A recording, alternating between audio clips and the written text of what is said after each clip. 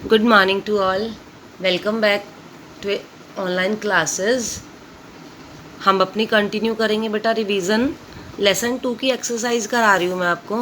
How do you know that the children were feeling very cold. आपको कैसे पता, आपको कैसे लग रहा था कि बच्चे थे जो वो उनको ठंड लग रही थी. The breeze made the children snuggle deeper into their parkas. मतलब किससे पता चल रहा था, जो हवा थी इतनी तेज़ थी कि जो बच्चे थे वो अपने कोट के अंदर पूरी तरह से ढके हुए थे. Why did the children decide to go home. उन्होंने घर जाने का निर्णय क्यों लिया? क्योंकि दे वर बोर्ड. बोर हो गए थे. Because there was nothing to see. कुछ भी नहीं था वहाँ पर देखने के लिए. Why was the purpose of the Arctic fox's vigil.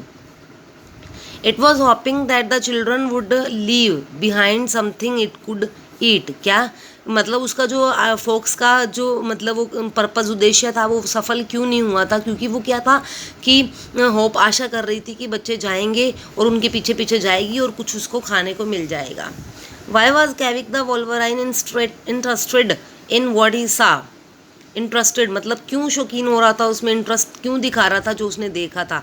He knew that the snow dog was hurt and he could easily catch it. उसे लग रहा था कि जो वो मतलब स्नो डॉग था, उसकी स्नो डॉग है, उसको चोट लगी हुई थी और वो उसे आसानी से पकड़ लेगा. Why did the children not see the Arctic fox. उन्हें क्यों नहीं दिखी वो fox? It was moving along behind them steply as lightly as a word. क्योंकि ये उनके पीछे पीछे आ रही थी और अपने जो स्टेप्स थे, कदम थे, वो ऐसे रख रही थी जैसे कोई बर्ड रख रहा हो. उसके बाद बेटा match the following with their meanings. तो ग्लूमिली क्या आएगा इसका मीनिंग? सैडली उदासीनता से. Snuggled nestled. Parkas hooded coats often fur lined with for warmth. आगे है Nanook. Nanook means polar bear होता है बेटा. कैविक मीन्स वोल्वराइन भेड़िया. सिक क्या होता है? Mouse like rodents. माउस की आवाज़ है. Living in very cold north region. Mouse होते हैं किसकी तरह? रोडेंट्स की तरह, जो कहाँ रहते हैं? ठंडे उत्तरी क्षेत्र में रहते हैं. लेमिंग्स क्या होता है? Ground squirrel. उसके बाद बेटा SQ से रिलेटेड कुछ वर्ड्स लिखने थे. For example square, squash, square, squeak. SN से related snowball, sneaking, snowbird, snowfall etcetera. और भी बहुत हो सकते हैं. आफ्टर दैट बेटा नेक्स्ट पेज देखिए. इसमें क्या करना था हमें?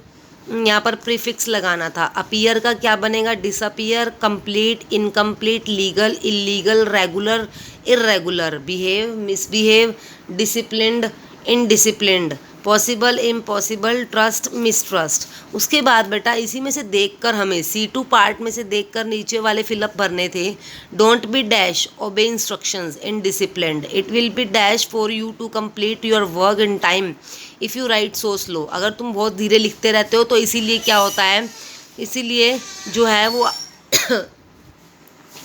कि आपका काम है जो कंप्लीट करना इम्पॉसिबल हो जाएगा.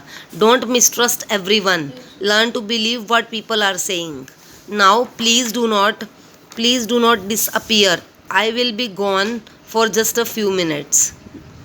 If your attendance is irregular. अगर तुम्हारी अटेंडेंस है जो वो इरेगुलर हुई, you will have a lot to make up when you come back to school. इसीलिए तुम्हें क्या बहुत सारा काम करना पड़ेगा जब तुम वापस स्कूल आओगे.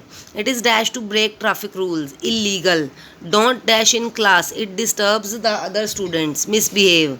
Please do not give and dash composition to our English teacher. She will be not be placed. वो खुश नहीं होगी. आज के लिए बेटा यहीं तक करा रही हूँ मैं. उसके बाद नेक्स्ट वीडियो में करेंगे. Thank you and have a great day.